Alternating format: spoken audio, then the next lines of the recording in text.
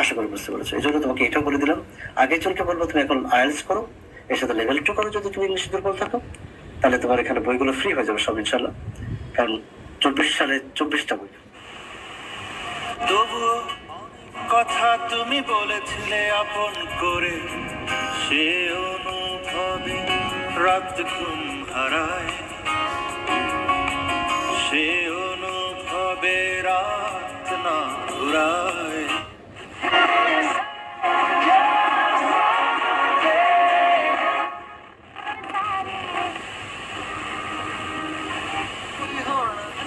Bashundhara cement.